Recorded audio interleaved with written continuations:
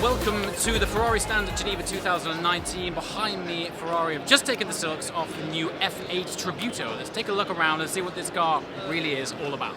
So here it is, the supposedly new Ferrari F8 Tributo. Now, I say supposedly because quite clearly it is obviously based on the Ferrari 488. So I'm a little bit confused as to why Ferrari didn't call it a variation of a 488. You can clearly see the DNA of the 488, particularly in the side profile of the car. But anyway, that's besides the point.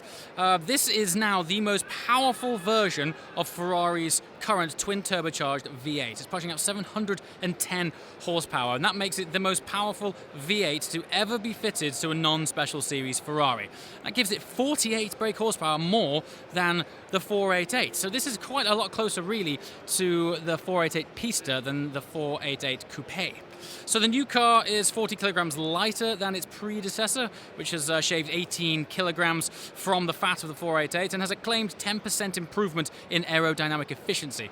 Also features the latest version of Ferrari's Formula One developed side slip angle control to make for good drifty time. And as is the ongoing theme from Ferrari, this has now been designed by Ferrari's in-house design team.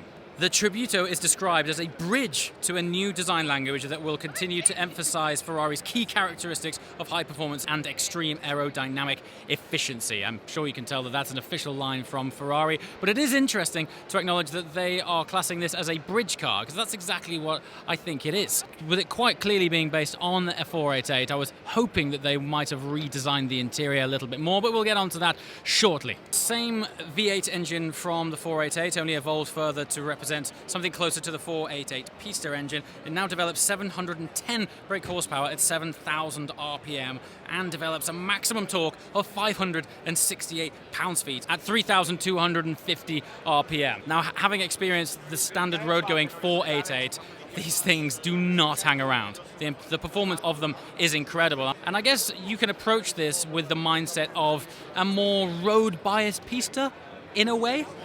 It's less pared back, has a much more plush road-going interior, but offers very similar performance despite the extra weight gains. So a claim top speed of 211 miles an hour and a 0 to 60 time of 2.9 seconds. This thing definitely does not hang around. And as with the Pista and the 488 Coupe, it still shares the same 7-speed twin-clutch gearbox, which, take it from me, is a work of genius. The gearbox in this car is fantastic.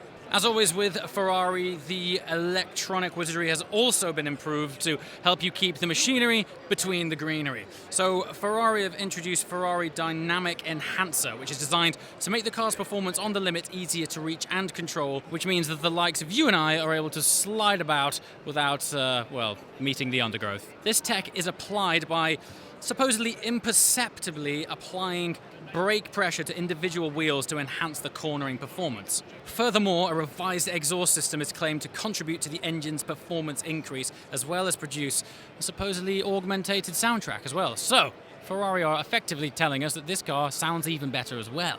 Now, this is where things get interesting. Inside, Ferrari are saying that every element of the dashboard, door panels, transmission tunnel has been completely redesigned.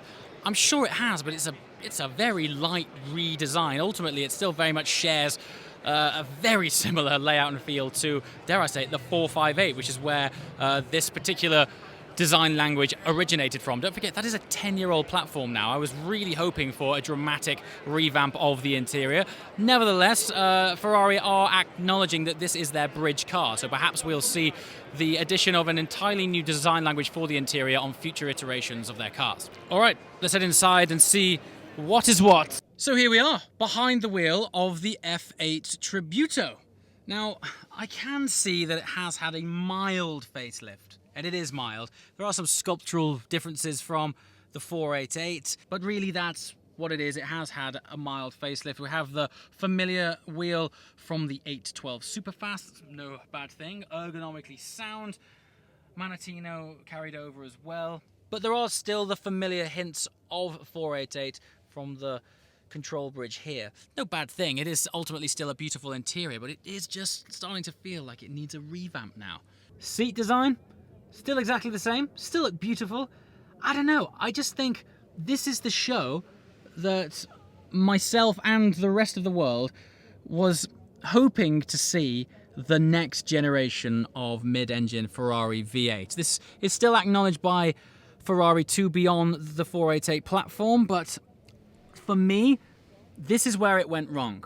If they'd have called it a 488 Tributo, I don't think people would have kicked up such a fuss, but because they've named it something entirely different and tried to pass it off as a different car, everyone's like, yeah, cool, but it is a 488. That's not a big deal. The 488 is a fantastic car. I just think we were hoping for something a little bit more radical. These are classed as the guys at their top of their game after all. So maybe we'll see something exciting from them in the near future. Who knows? So there we have it. First quick look at the new F8 Tributo. Comments below what you guys really think. It's amazingly, which is rare for Ferrari, this is one of the cars at the show that is splitting opinions the most. So I want to know what your thoughts are in the comments below. As always guys, thanks for watching. I shall see you next time. Ciao!